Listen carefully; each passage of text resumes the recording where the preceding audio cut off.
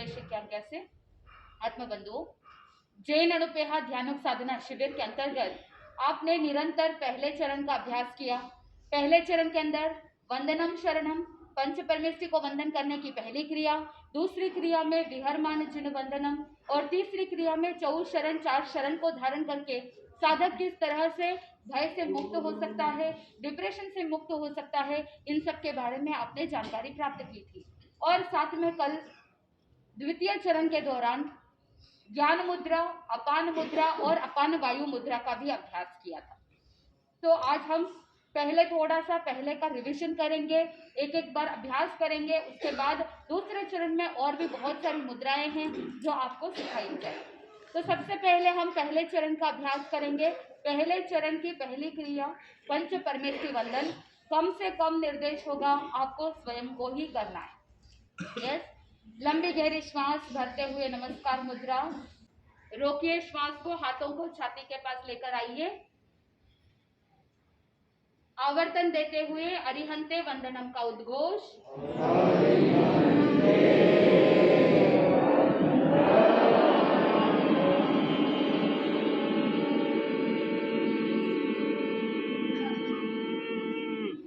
लंबी गहरी श्वास भरिए, रोकिए, सिद्धे वंदनम का उद्घोष।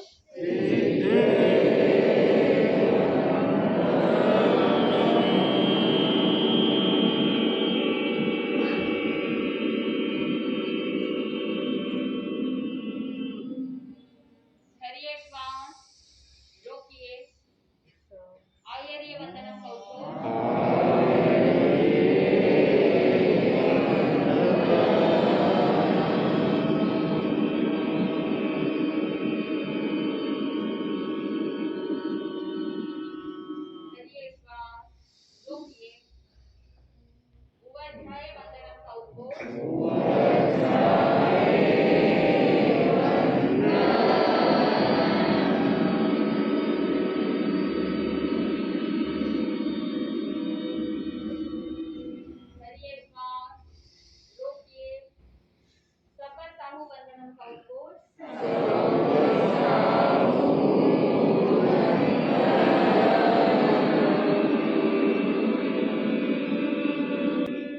लंबी गहरी श्वास करते हुए हाथों को ऊपर ले जाइए, श्वास को छोड़ते हुए रिलैक्स। ये थी प्रथम चरण की प्रथम क्रिया पंच परमेष्टि वंदन। दूसरी क्रिया हम करेंगे विहरमान जिन वंदनम। कौन से आसन में करना है? वज्रासन। जो वज्रासन में बैठ सकते हैं वज्रासन में बैठ जाइए। जिनको घुटने की प्रॉब्लम है, जिनको कमर की प्रॉब्लम है, जिनको हार्ट की प्रॉब्लम, जो वज्रासन में नहीं बैठ पाते हैं वो सुखासन में भी बैठ सकते हैं। या अगर आपको कोई दूसरे आसन में कंफर्टेबल हो, पद्मासन, सिद्धासन, जिस आसन में आप बैठ सकते हो बैठ जाइए। लंबी गहरी श्वास भरते हुए नमस्कार मुद्रा। श्वास को रोकते हुए छाती के पास लेकर आएंगे। राइट साइड की तरफ मूवमेंट देते हुए विहरमान जिन वंदनम का उद्घोष।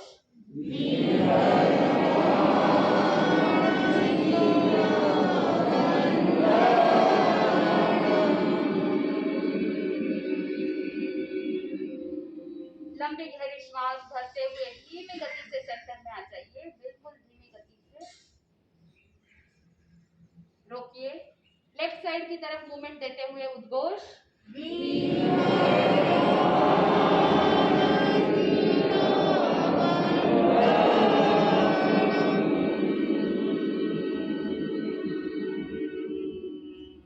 लंबी गहरी श्वास भरते हुए धीमी गति से सेंटर में आ जाइए।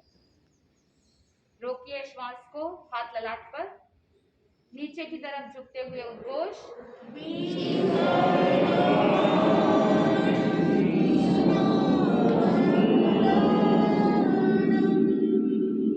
लंबी गहरी श्वास भरते हुए धीमी गति से ऊपर उठिए, बिल्कुल धीमी गति से हाथों को ऊपर ले जाएंगे। श्वास छोड़ते हुए रिलैक्स।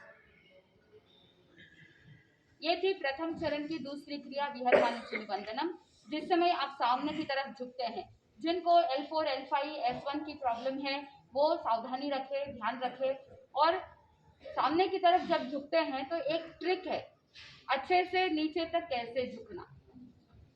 ट्रिक ये है कि जब आप श्वास स्वतः ही छूट रही, कुछ लोग आकर के पूछते हैं कि श्वास कब छोड़ना, तो जब हम उद्घोष करते हैं तो सहज में श्वास निकल जाती है, अलग से श्वास छोड़ने की प्रक्रिया की जरूरत नहीं है। तो जब आप उद्घोष कर रहे होते हैं उस समय सबसे पहले लोअर पार्ट, लोअर बैक को बेंड करना है, फिर ऊपर के हिस्से को बेंड करना है। आप सामने जी को देख रहे हैं किस तरह से पहले स्टेप बाय स्टेप जब आप नीचे की तरफ झुकेंगे तो आराम से आप पूरा टच कर सकते हैं।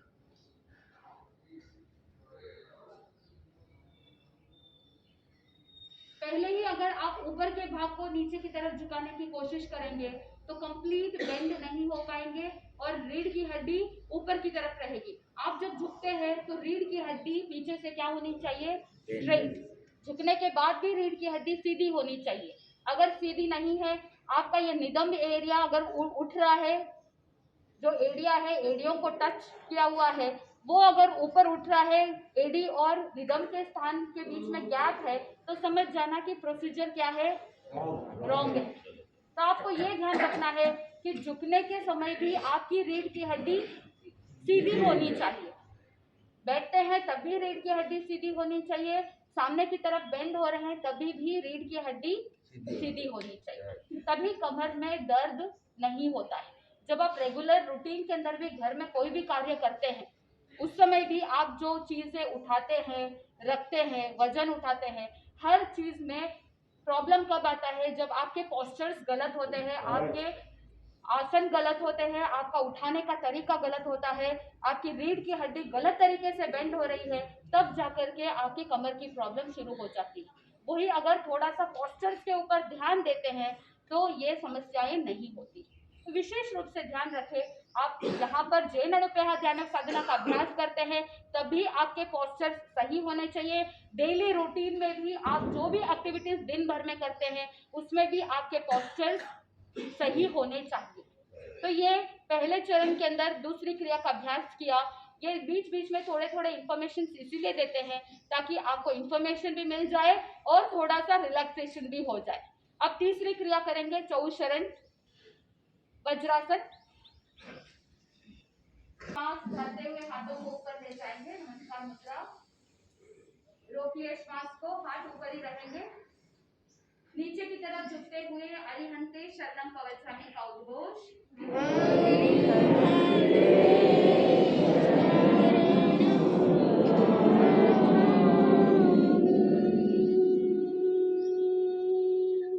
लंबी गहरी श्वास भरते हुए धीमी गति से ऊपर उठिए, बिल्कुल धीमी गति से। सिद्धे शरणम कवचामि का उद्घोष।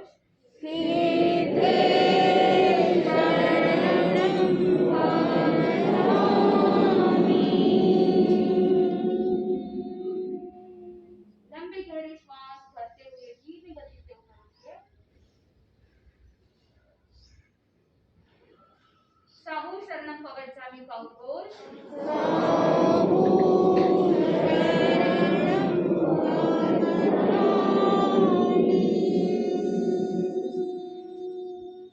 लंबी गहरी श्वास भरते हुए धीमी गति से ऊपर उठिए।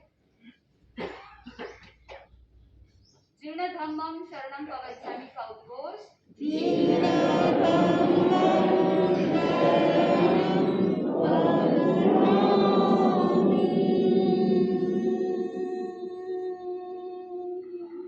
लंबी गहरी श्वास भरते हुए धीमी गति से ऊपर उठिए, श्वास को छोड़ते हुए रिलैक्स। दूसरे चरण के अंदर हम मुद्राएं करते हैं। तो पहले चरण में जो भी फिजिकल मूवमेंट्स हुए हैं, आपने उद्घोष किया है, बॉडी के कुछ मसल्स स्ट्रेच हुए हैं, तो इसको रिलैक्स करने के लिए हम क्या कर सकते हैं, थोड़ी देर के लिए ध्यान कर सकते हैं। तो दूसरे चरण के अंदर हम मुद्राएं करते हैं, तो मुद्रा के साथ साथ आपका रिलैक्सेशन भी हो जाएगा। पहली मुद्रा हमने कौन सी सीखी थी, ज्ञान मुद्रा। अंगुष्ठ और तर्जनी के अग्र भाग को एक दूसरे से स्पर्श करना है, बाकी की उंगलियां सीधी रहेगी। घुटने के पास अपनी हथेलियों को रख लीजिए। कुछ लोग इस तरह से मुद्रा करते हैं, लेकिन ज्ञान मुद्रा जब आप करते हैं तो आपकी हथेलियां आकाश की तरफ मुंह होनी चाहिए। यस, चक्र को देखिए, चक्र के सेंटर पॉइंट को देखिए। ज्ञान मुद्रा के साथ चक्र के मध्य भाग पर दृष्टि को केंद्रित करेंगे।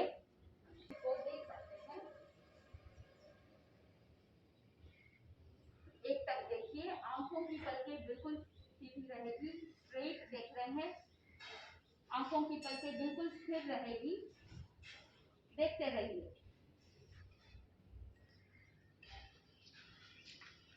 जैसे जैसे संकल्प चक्र पर दृष्टि केंद्रित करेंगे, आपका संकल्प, आपका मनोबल और मजबूत होता जाएगा। आंखें जल रही है तो जलने दीजिए, आंखों से पानी आ रहा है तो आने दीजिए, जो हो रहा है होने दीजिए, बस देखते रहिए। अगले 1 मिनट के लिए आप चक्र पर दृष्टि को केंद्रित करेंगे।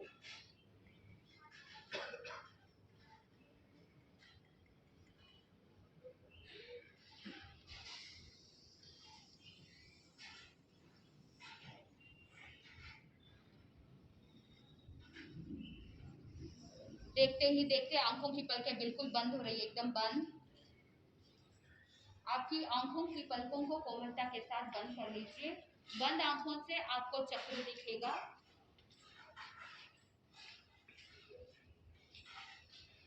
आपके भ्रुकुटी पर आपको वो चक्र दिख रहा है, इस चक्र पर बंद आंखों से ध्यान केंद्रित कीजिए। ज्ञान मुद्रा आपकी मेमोरी को बढ़ाएगा। जो भी आप यहाँ पर सीख रहे हैं, जो प्रशिक्षण आप प्राप्त कर रहे हैं, वो सब कुछ आपको हमेशा के लिए याद रहेगा। आपकी मेमोरी बिल्कुल स्ट्रॉन्ग है। जो याद रखने योग्य है वो सब आपको याद रहेगा।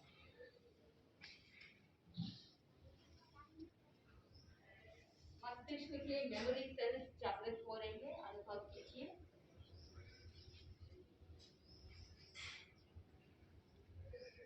ब्रेन के मेमोरी सेल्स एक्टिव हो रहे हैं। Yes, relax. नेक्स्ट मुद्रा हम करेंगे अपान मुद्रा। अपान मुद्रा जो पेट के लिए बहुत ही लाभदायक है। मध्यमा और अनामिका के अग्रभाग को अंगुष्ठ के अग्रभाग पर स्पर्श करना है, बाकी की उंगलियां सीधी रहेगी। मिडिल फिंगर और रिंग फिंगर के टिप्स को थंब के टिप पर टच करना है, बाकी की उंगलियां सीधी रहेगी। मध्यमा और अनामिका के अग्रभाग को अंगुष्ठ के अग्रभाग पर टिप्स।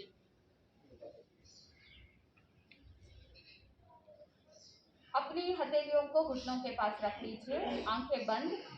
आपके पाचन तंत्र पर ध्यान केंद्रित कीजिए।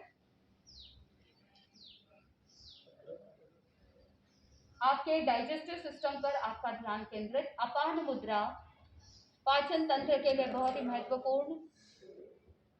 पेट दर्द, पेट में मरोड़े आना, लंबे समय से कब्ज की प्रॉब्लम, क्रॉनिक कॉन्स्टिपेशन, पेट संबंधित जितनी भी समस्याएं हैं, उन सभी समस्याओं के लिए अपान मुद्रा बहुत ही लाभदायक है। प्रतिदिन नियमित रूप से 15 से 20 मिनट के लिए अभ्यास करना चाहिए, अधिक लाभ की प्राप्ति होगी। आपका पूरा ध्यान डाइजेस्टिव सिस्टम पर। अनुभव कीजिए कि आपका पाचन तंत्र बिल्कुल स्वस्थ होता जा रहा है। जिस तरह का निर्देश आप अपने बॉडी को देंगे, आपका शरीर वैसे ही बनता जाएगा। Everything is a state of mind.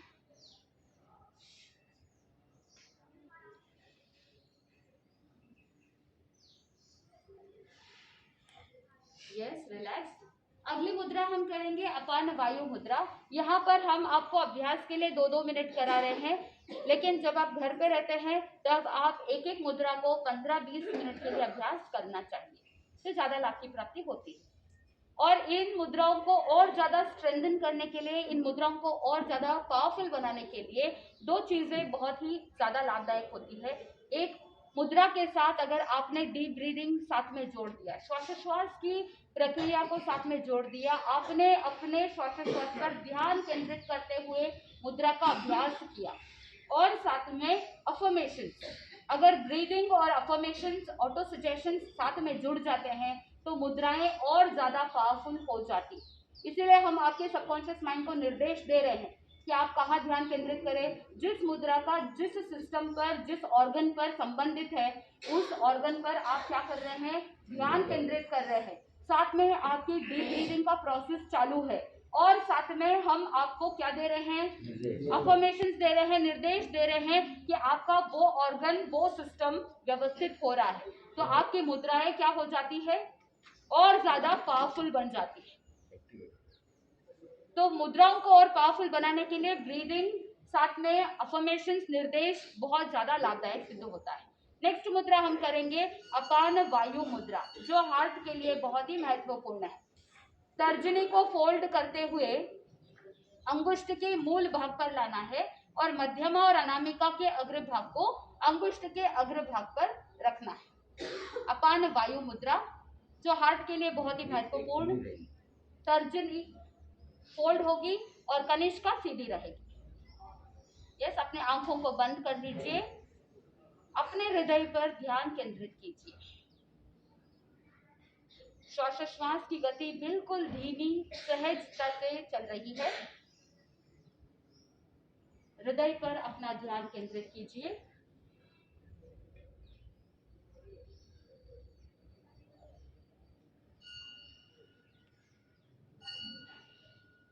अपने हृदय की धड़कनों को सुनने का प्रयास। आप स्वयं की हृदय की धड़कनों को सुन सकते हैं।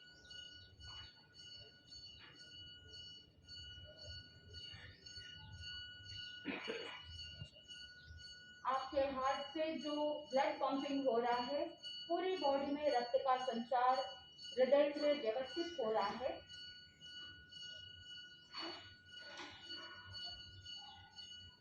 अपान वायु मुद्रा से शरीर की रोग प्रतिरोधक क्षमता भी बढ़ती जाएगी।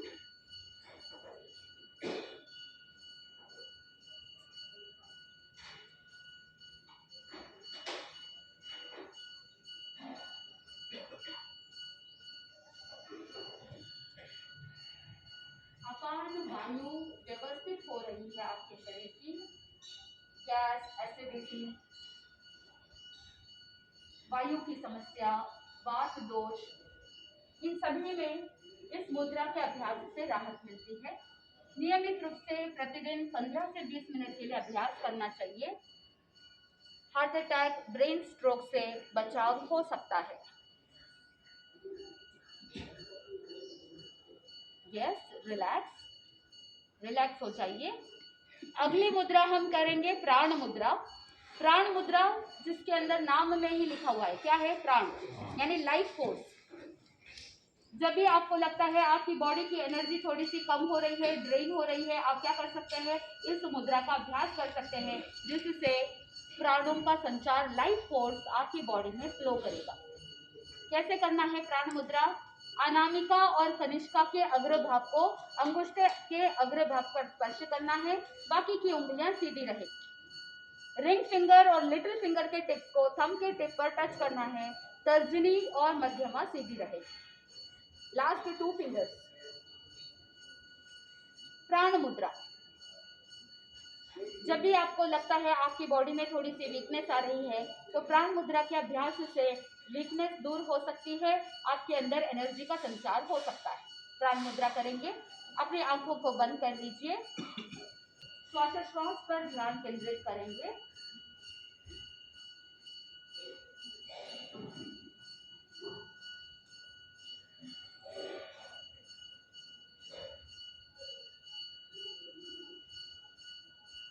अपनी हथेलियों को घुटनों के पास रखिए, श्वासोच्छ्वास पर ध्यान केंद्रित। पूरी बॉडी में एनर्जी फ्लो को महसूस करेंगे।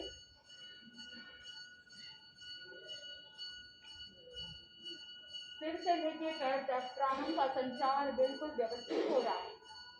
लाइफ फोर्स एनर्जी बिल्कुल बैलेंस होती जा रही है। प्राण मुद्रा।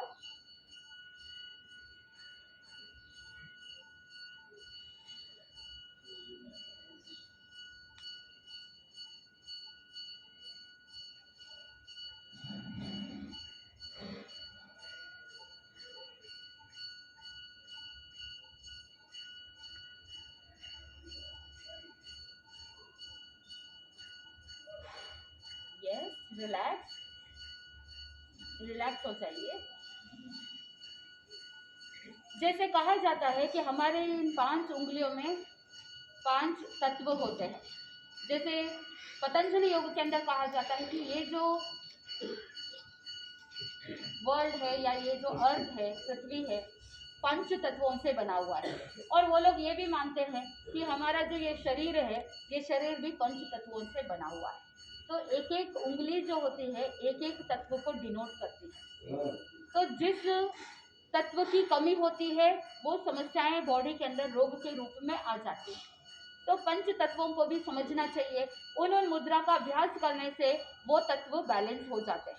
जैसे अंगुष्ठ के अंदर अग्नि तत्व, तर्जनी में वायु तत्व, मध्यमा में आकाश तत्व और अनामिका में पृथ्वी तत्व और कनिष्का में जल तत्व यूट्यूब चैनल पर भी अपलोड किए जाते हैं। अगर यहाँ आपका कोई छूट जाता है तो आप पुनः यूट्यूब चैनल पर जाकर के देख सकते हैं और फिर उसका पुनः अभ्यास कर सकते हैं।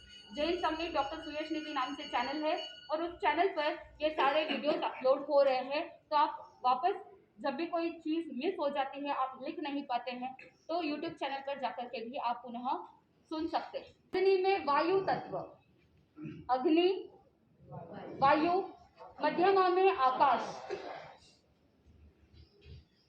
अनामिका में पृथ्वी तत्व और कनिष्का में जल तत्व। ये 5 तत्व होते हैं और इन 5 तत्वों का बैलेंस होना बहुत ही जरूरी होता है। अब जैसे मान लीजिए कि बॉडी के अंदर वायु तत्व का इम्बैलेंस है, तो क्या कर सकते हैं? वायु मुद्रा कर सकते हैं।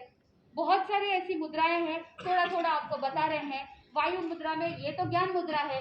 वायु मुद्रा में क्या होता है कि तर्जनी को फोल्ड करके आप क्या कर सकते हैं, अंगुष्ठ के बेस पर लाना है और अंगुष्ठ को फोल्ड करके तर्जनी पर दबाव देना है। ये वायु मुद्रा।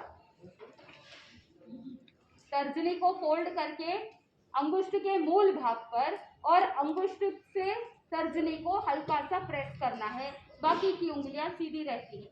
ये वायु मुद्रा, जिससे वायु को बैलेंस कर सकते हैं। मैंने पिछले सेशंस में भी आपको बताया था कि हमारे शरीर में बहुत सारी अलग अलग तरह की वायु होती है, जिसमें हमने अपान वायु मुद्रा से अपान वायु को बैलेंस किया। तो ये वायु मुद्रा दूसरे और भी जो वायु होती है उसको बैलेंस करता है। तो वायु तत्व को बैलेंस करने के लिए वायु मुद्रा। पृथ्वी तत्व है, अगर आयरन डिफिशियंसी है, बॉडी के अंदर आयरन की कमी है, और भी जो पृथ्वी मेटल्स एलिमेंट्स जो होते हैं बॉडी के अंदर, मैग्नीशियम वगैरह वगैरह, जो भी बहुत सारे एलिमेंट्स होते हैं, मेटल्स होते हैं, धातु होते हैं, तो उनके इम्बैलेंस की वजह से भी शरीर में समस्याएं आती है। तो पृथ्वी मुद्रा से उससे बैलेंस हो सकता है, लाभ मिल सकता है। आप कितना अभ्यास करते हैं, कैसे अभ्यास करते हैं, उसके ऊपर भी डिपेंड करता है। तो ये तत्वों को बैलेंस तो करता है। साथ में आपको ये भी ध्यान रखना है कि आप जो भोजन करते हैं उसमें वो सारा न्यूट्रिशन आप बॉडी को दे रहे हैं या नहीं दे रहे हैं, वो भी फैक्टर रिस्पॉन्सिबल है। तो आपको आपकी बॉडी को किस तरह का न्यूट्रिशन दे रहे हैं, साथ में मुद्राओं के अभ्यास से आपकी वो सारी डिफिशियंसी भी दूर हो सकती है। तो ये पृथ्वी मुद्रा है। नेक्स्ट मुद्रा हम करेंगे सुरभि मुद्रा। सुरभि, जिसे कामधेनु मुद्रा भी कहते हैं। जैसे कामधेनु मतलब गाय, गाय के जो स्तन होते हैं उसी तरह से। जैसे ध्यान से देखिए कैसे करना है। जैसे मान लीजिए इस तरह से आपने क्लास किया है, तर्जनी को दूसरे हाथ के मध्यमा के साथ और लेफ्ट तर्जनी को राइट के मध्यमा के साथ, ठीक वैसे ही अनामिका और कनिष्का को ऑपोजिट, और अंगुष्ठ दोनों को एक दूसरे के साथ स्पर्श करेंगे। ये कामधेनु मुद्रा पूरे बॉडी में पॉजिटिव एनर्जी का संचार करने में बहुत सहायक सिद्ध होता है। इसको जैसे जैसे अभ्यास करेंगे आप इस मुद्रा को कर पाएंगे। उसके लिए आपके हाथों की फ्लेक्सिबिलिटी होना बहुत जरूरी है। बहुत लोग क्या करते हैं, आप अपने हथेलियों को बहुत स्टिफ रखते हैं और जब हथेलियों के अंदर फ्लेक्सिबिलिटी नहीं हो पाती है तो आपकी उंगलियां मुड़ती नहीं है। धीरे धीरे जैसे जैसे अभ्यास करेंगे, डे 1 कंप्लीट 100% होना बहुत लोगों के लिए इम्पॉसिबल हो सकता है, लेकिन ऐसा नहीं है कि कुछ भी हो नहीं सकता है। धीरे धीरे जैसे जैसे आप अभ्यास बढ़ाएंगे पॉसिबल है। अगली मुद्रा हम करेंगे, अभी नवंबर आने वाला है, ठंडी का मौसम स्टार्ट हो गया है, सुबह सुबह बहुत ठंडी रहती है, तो ठंडी रहती है तो क्या करेंगे, गर्माश कैसे लाना आप, तो ठंडी के मौसम में बॉडी का टेम्परेचर बैलेंस होना है। बॉडी का नॉर्मल टेम्परेचर कितना होता है, 97 डिग्री फ़ारेनहीट। तो यहाँ पर जब ठंडी बहुत ज़्यादा होती है तो आपको ठंडी लगती है, आप क्या करोगे, स्वेटर पहन लोगे, ब्लैंकेट ओढ़ लोगे। लेकिन आप चिंतन कीजिए कि गुरु महाराज, साधु संत अपनी साधना में तल्लीन रहते हैं। प्रकृति के अंदर ऐसी ऐसी मुद्राएं होती है जिसके माध्यम से बॉडी के टेम्परेचर को सहज में बैलेंस किया जा सकता है। तो अगली मुद्रा का नाम है लिंग मुद्रा, जिससे बॉडी का टेम्परेचर बैलेंस हो सकता है। जैसे किसी को जुकाम है, खांसी है, बहुत ज़्यादा कफ की प्रॉब्लम हो रही है, कफ दूषित हो गया है, तो ये लिंग मुद्रा बहुत ही सहायक सिद्ध होती है। इसको कैसे करना है, देखिए, दोनों हाथों को क्लैस्प करेंगे, राइट अंगुष्ठ ऊपर रहेगा, लेफ्ट अंगुष्ठ जो है वो राइट अंगुष्ठ को इस तरह से सराउंड करेगा। राइट अंगुष्ठ ऊपर रहेगा और लेफ्ट अंगुष्ठ इस तरह से उसके सराउंडिंग में, लिंग मुद्रा। और अपने हाथों को आपके स्वयं के लंग्स के पास रखेंगे। लंग्स को स्ट्रॉन्ग बनाने के लिए, रेस्पिरेटरी सिस्टम को बैलेंस करने के लिए ये मुद्रा बहुत ही ज़्यादा सहायक सिद्ध होती है। तो आप अपनी आंखों को बंद कीजिए और 1 मिनट के लिए लिंग मुद्रा का अभ्यास करेंगे। आंखों को बंद करते हुए अपने फेफड़ों पर दृष्टि को, ध्यान को केंद्रित कीजिए। बंद आंखों से लंग्स पर आपका ध्यान,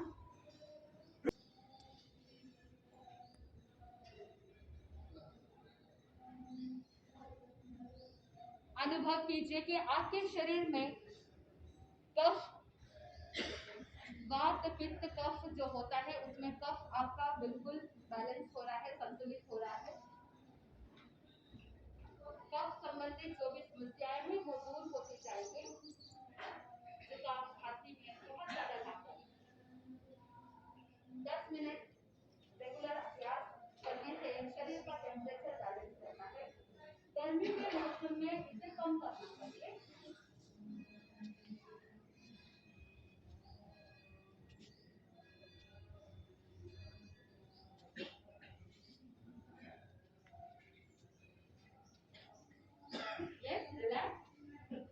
अगली मुद्रा हम करेंगे समवसरण मुद्रा। समवसरण मुद्रा के अंदर हम अपने गर्दन के मूवमेंट्स देते हैं, साथ में श्वासोच्छ्वास की प्रक्रिया भी होती है। सर्वाइकल स्पॉन्डिलाइटिस के लिए ये समवसरण मुद्रा बहुत ही ज्यादा सहायक है। जिस तरह से भगवान महावीर स्वामी या कोई भी तीर्थंकर समवसरण में विराजमान होते हैं स्फटिक सिंहासन पर, तो वो अतिशय है कि पूर्व दिशा के अंदर जो भी लोग बैठे रहते हैं, जो भी जीव बैठे रहते हैं, उनको लगता है कि तीर्थंकर भगवान हमारी तरफ ही मुंह करके देशना दे रहे हैं।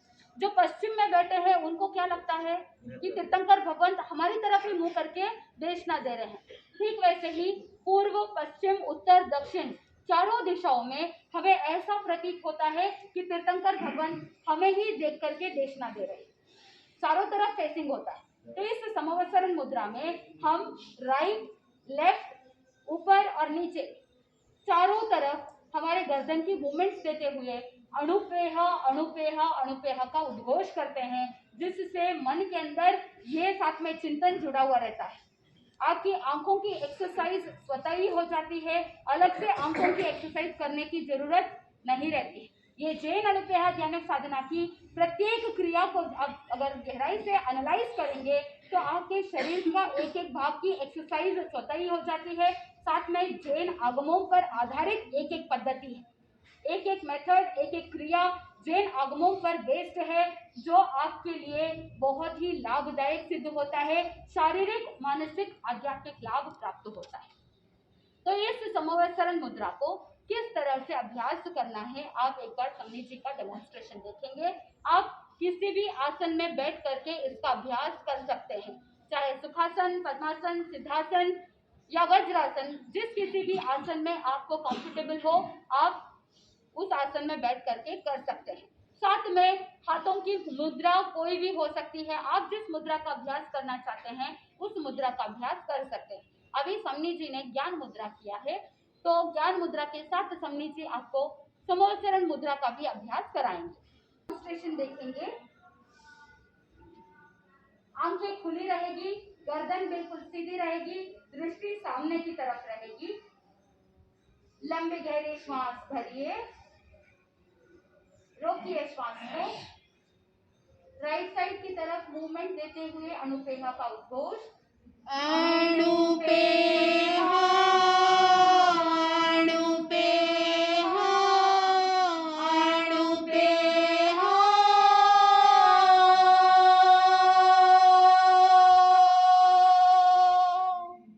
लंबी गहरी श्वास भरते हुए धीमी गति से सेंटर में आ जाइए। रोकिए श्वास को। लेफ्ट साइड की तरफ मूवमेंट देते हुए उद्घोष। अनुपेहा, अनुपेहा, अनुपेहा।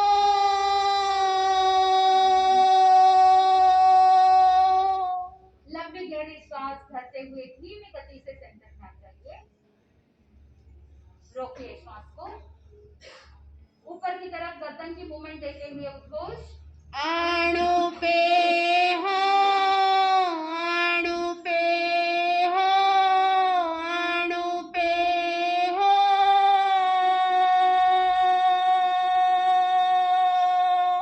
लंबी गहरी श्वास भरते हुए धीमी गति से सेंटर में आ जाइए। नीचे की तरफ मूवमेंट देते हुए उद्घोष।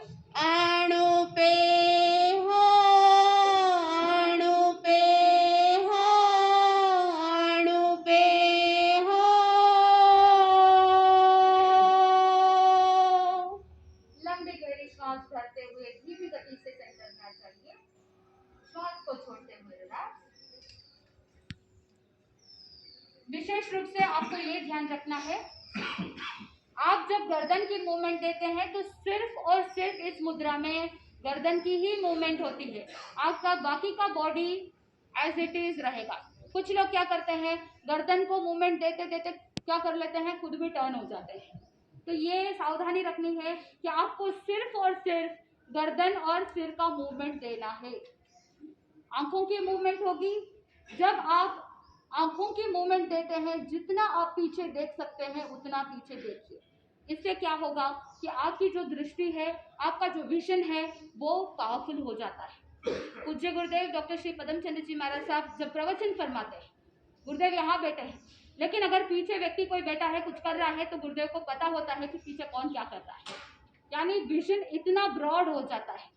रेगुलर अगर अनुपेहा अनुपेहा अनुपेहा का अभ्यास, समोचरण मुद्रा का अभ्यास करते हैं तो आपका विजन, आपकी दृष्टि बहुत ज्यादा स्ट्रांग हो जाती है। पीछे बैठा व्यक्ति क्या कर रहा है वहां तक भी दृष्टि आपकी स्ट्रांग हो जाती है। जब आप ऊपर की तरफ दृष्टि को घुमाएंगे, गर्दन को ऊपर की तरफ मूवमेंट देते हैं, तो भी ध्यान रखना है आपको सिर्फ गर्दन को ऊपर करना है। कुछ लोग क्या करते हैं कि बहुत ज्यादा ऐसे पीछे चले जाते हैं, रॉन्ग। आपको ध्यान रखना है सिर्फ गर्दन की मूवमेंट। किसी को सर्वाइकल के दर्द की प्रॉब्लम है एट प्रेजेंट, तो जितना हो सके उतना ही मूवमेंट दे। अगर नीचे की तरफ मूवमेंट नहीं दे पाते हैं तो अभी के लिए नीचे का मूवमेंट नहीं दे। रेगुलर प्रैक्टिस करने से धीरे धीरे ये पेन रिलीज हो जाएगा। पेन रिलीज होने के बाद आप क्या कर सकते हो, नीचे की तरफ भी मूवमेंट दे सकते हैं। नहीं तो जनरली सर्वाइकल वालों को सामने की तरफ झुकना मना किया जाता है। एक बार अभ्यास करेंगे और सेशन को वाइंड अप करेंगे। यस, लंबी गहरी श्वास भरिए, रोकिए श्वास को। राइट साइड की तरफ मूवमेंट देते हुए उद्घोष। अनुपेहा, अनुपेहा, अनुपेहा।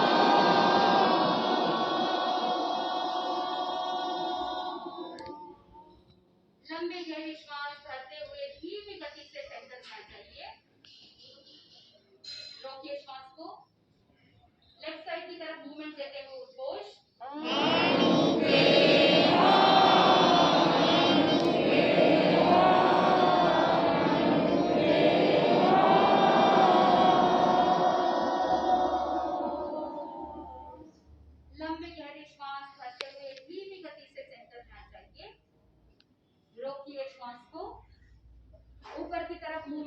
हुए उद्घोष।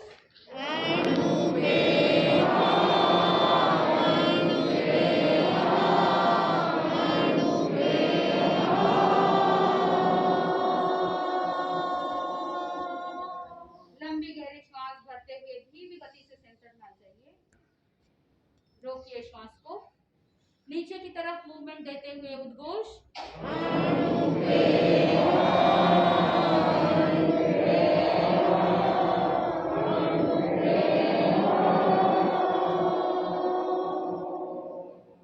लंबी गहरी श्वास भरते हुए धीमी गति से सेंटर में आ जाइए। फिर रिलैक्स। ये था समवसरण मुद्रा। ऐसे ही बहुत सारी और भी मुद्राएं हैं। जैसे जैसे अभ्यास करेंगे या जैसे जैसे समय की अनुकूलता होगी आपको और मुद्राएं बताई जाएगी। ये था द्वितीय चरण।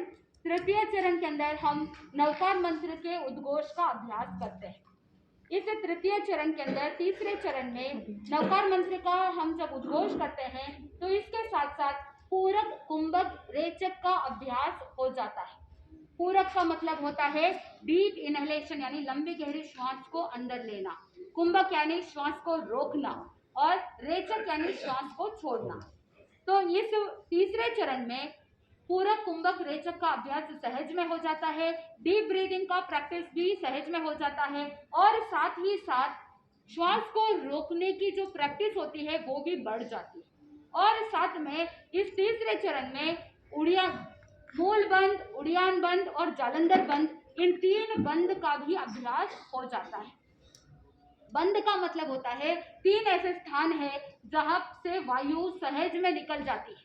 तो जब हम ये बंद लगाते हैं या लॉक करते हैं तो वहां से वायु डिसिपेट नहीं होती है, वायु बाहर नहीं निकलती है। हम अपने शरीर के अंदर जो श्वास लिया है उस वायु को होल्ड करने की क्षमता बढ़ जाती है। और जब ये हम बंद लगाते हैं तो वहाँ के मसल्स जो होते हैं, वहाँ की जो मांसपेशियां होती है वो मांसपेशियां और ज़्यादा स्ट्रांग हो जाती है।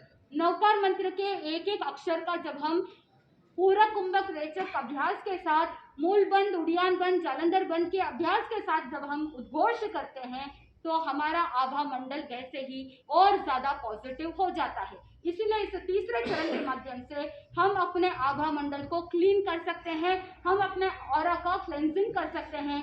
और जब आपका आभा मंडल पॉजिटिव होता है तो आप और ज़्यादा स्वस्थ बनते चले जाते हैं। क्योंकि रिसर्च कहता है कि हमारे आभा मंडल में हमको 3 महीने पहले ही पता चल जाता है कि 3 महीने बाद हमारे इस फिजिकल बॉडी में कौन सी बीमारी आने वाली है। आपका ऑरा आपको बता सकता है कि 3 महीने बाद या कुछ महीने बाद आपके शरीर में किस ऑर्गन में, किस जगह पर कौन सी बीमारी आ सकती है। क्योंकि पहले हमारी जो एनर्जी फील्ड होती है, क्योंकि साइंस कहता है हर एक वस्तु में, हर एक व्यक्ति का अपना अपना इलेक्ट्रोमैग्नेटिक फील्ड होता है। इसीलिए कहते हैं कि अगर आपके हार्ट में कोई पेस मेकर डाला हुआ है तो क्या कहते हैं डॉक्टर्स, मोबाइल फोन, MRI, जो रेडिएशंस होते हैं उन रेडिएशंस को आपको एक्सपोज नहीं होना है, क्योंकि इलेक्ट्रोमैग्नेटिक फील्ड जो होता है वो डिस्टर्ब हो जाता है। एम आई राइट? इसीलिए ज्ञानी जन कहते हैं कि हमारा हर एक व्यक्ति का आभा मंडल होता है। बचपन में आपको ये सिखाया जाता है कि आपने महापुरुषों के फोटो को देखा, भगवान महावीर स्वामी के फोटो को देखा, आप उनके सिर के पीछे क्या देखते हैं, हेलो देखते हैं। इंग्लिश में उसे हेलो बोलते हैं, आभा मंडल। तो आपको लगता है कि आभा मंडल सिर्फ उतना राउंड होता है, वो सिर्फ डिनोट करने के लिए, लेकिन हमारे पूरे शरीर के इर्द गिर्द एनर्जी फील्ड होती है और ऑरा कंप्लीट बॉडी के हिसाब से रहता है। तो कल मैं आपको बता रही थी किसी का ऑरा जो होता है वो कुछ मिलीमीटर्स होते हैं, किसी के कुछ सेंटीमीटर्स। अगर नेगेटिव है तो ऑरा के अंदर क्या होंगे, क्रैक्स होंगे। और वही अगर आप पॉजिटिव है, आपके अंदर पॉजिटिव एनर्जी है, पॉजिटिव थिंकिंग है, तो आपका आभा मंडल एकदम स्ट्रेट होता है। और उसके अंदर ऑरा कैमराज में उसके कलर्स भी होते हैं। नेगेटिव रहते हैं तो डार्क कलर्स होते हैं, पॉजिटिव होते हैं, आप स्वस्थ होते हैं तो पर्पल, व्हाइट कलर और प्लेजेंट जो कलर्स होते हैं वो कलर्स ऑरा कैमराज में आते हैं। तो ये सारा रिसर्च का एरिया है। तो हम चिंतन करें कि हमारा आभा मंडल कितना है। गुरु भगवंतों का आभा मंडल अगर आप मेजर करेंगे तो बहुत बड़ा होता है, और जब आप उनके आभा मंडल में प्रवेश करते हैं तो स्वयं को शांति की अनुभूति कराते हैं। तो तीसरे चरण में हम सिर्फ आज डेमोन्स्ट्रेशन देखेंगे कि किस तरह से इसका अभ्यास करना है। कल हम तीसरे चरण को सीखेंगे और अभ्यास करेंगे। जैसे स्वर व्यंजन है कि सभी स्वरों और व्यंजनों का अभ्यास इसमें हो जाता है। वॉइस थेरेपी के अंदर भी यही किया जाता है। तो रेगुलर अगर उद्घोष करते हैं तो कोई वक्तव्य कला के अंदर निपुण होना चाहते हैं, कोई गायन कला के अंदर निपुण होना चाहते हैं, तो उनके लिए भी ये तीसरा चरण बहुत ही महत्वपूर्ण है, सहायक सिद्ध होता है। और कुछ संस्मरण भी है यहाँ पर आपके जलगांव के अंदर ही पूज्य गुरुदेव डॉक्टर श्री पदम चंद्र जी महाराज साहब की कृपा से उन्होंने 2 ऐसी श्राविकाएं हैं जिनको ये तीसरे चरण का अभ्यास करवाया गया, सिखाया गया और उनकी वॉइस चली गई थी, और इस तीसरे चरण के अभ्यास से उनकी वॉइस वापस आ गई है। नाम बता सकते हैं? चोपड़ा जी भी है, और साथ में 2 और महिलाएं हैं, उनके बारे में भी आपको कल बताया जाएगा कि वॉइस चली गई थी, वॉइस कम हो गई थी, वॉइस कर्कश हो गई थी, लेकिन तीसरे चरण के उद्घोष से वॉइस ठीक हो गई। बुढ़ापे के समय में वॉइस लड़खड़ाती है, वाइब्रेट होती है, लेकिन अगर रेगुलर अभ्यास करते हैं तो बुढ़ापे में भी आपकी वॉइस एज इट इज बनी रहती है, मधुर, कर्कश नहीं होती। श्री पदम चंद्र जी महाराज साहब का सन 2016 में जब वॉइस चली गई थी, वहां पर वेगस नर्व पैरासिस बोलते हैं। तो इस तीसरे चरण के अभ्यास से गुरुदेव ने ये उद्घोष रेगुलर इतना अभ्यास किया कि गुरुदेव की वॉइस वापस आ गई और बहुत और ज़्यादा अच्छी हो गई। तो इस तीसरे चरण के अभ्यास से आपके कंठ कला और थ्रोट चक्र, विशुद्धि चक्र बैलेंस होता है। इसको कैसे किया जाता है आप एक बार देखेंगे, कल आपको इसके बारे में और विस्तृत जानकारी दी जाएगी। आप पोस्चर कोई भी रख सकते हैं, हाथों की मुद्रा भी आप कोई भी कर सकते हैं। लंबी गहरी श्वास भरिए, तीनों बंद लगाएंगे। मूल बंद, मलद्वार के हिस्से को ऊपर की तरफ खींचना है। उड़ियान बंद, पेट को अंदर की तरफ लेना है। जालंधर बंद, गर्दन को नीचे की तरफ करते हुए ठुड्डी को कंठकूप के पास स्पर्श करना है। रोकिए श्वास को। जालंधर बंद को खोलते हुए न का उद्घोष, नो।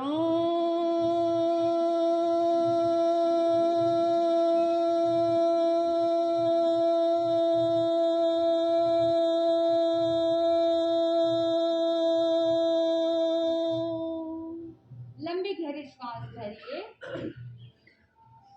रोकिए श्वास को। मूल बंद, उड़ियान बंद, जालंधर बंद।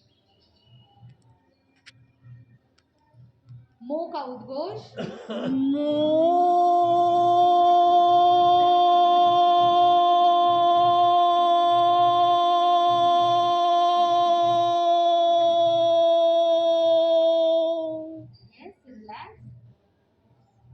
इस तरह से एक एक अक्षर का उद्घोष किया जाता है। जिस अक्षर का उद्गम स्थल जहाँ से होता है वहाँ से जब आप प्रनाउंस करते हैं, उद्घोष करते हैं, तो आपको और ज़्यादा पॉजिटिव एनर्जी की प्राप्ति होती है। तो तीसरे चरण के अंदर बहुत ज़्यादा लाभ है। जैसे जैसे आप अभ्यास करेंगे आपको और ज़्यादा लाभ की प्राप्ति होगी। तो पहले चरण का अभ्यास, दूसरे चरण का अभ्यास दिन भर में जब भी आपको समय मिले आप अभ्यास करें। तीसरे चरण का जैसे जैसे आप अभ्यास करेंगे आपके ऑरा को क्लेंस करने में बहुत ज़्यादा सहायक सिद्ध होगा, आनंद की प्राप्ति होगी।